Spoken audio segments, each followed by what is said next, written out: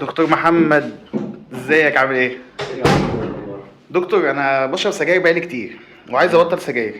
تمام. قالوا لي ان انا يا اما اشرب سجاير لايت او اشرب شيشه، ده حقيقي ولا اعمل ايه؟ ايوه. خدعوك فقط. في ناس كتير بتبقى متخيله ان هي عشان تبطل سجاير تشرب سجاير لايت. طب تعالى نفهم الموضوع الاول.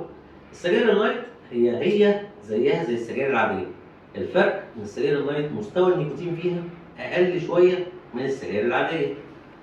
طيب الانسان المدخن متعود على مستوى معين من النيكوتين في جسمه، ولنفرض مثلا ان هو متعود على 10 نيكوتين في جسمه.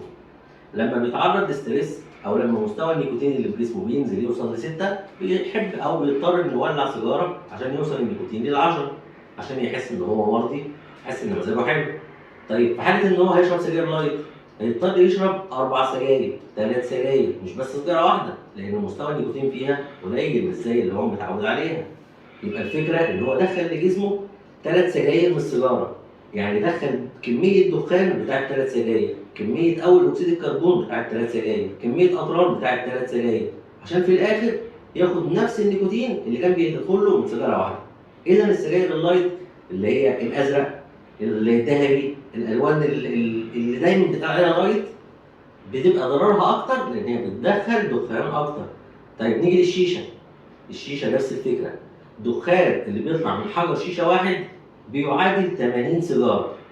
يعني انت دخلت لجسمك في حجر شيشه ما يعادل انك شربت 80 سيجاره بكميه دخان كبيره جدا، بكميه اول اكسيد الكربون كبيره جدا، والنتيجه طبعا ضرر كبير جدا للجسم. الصح في الحاله دي عايز تبطل سجاير قدامك 2 اوبشن، انت وقدرتك. تقدر تبطل تدريجي اللي هو بشرب النهارده 20 سيجاره، بكره 19، بكره 18، كل يوم اقلل سيجاره لغايه ما ابطل.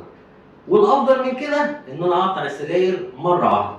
جسمك هيتضايق او هيتعب 3 4 ايام، وبعد كده هتحس بفرق كبير جدا، وهتعرف ان انت كنت في ازمه كبيره والحمد لله ربنا عافاك منها. كل يوم معلومه جديده.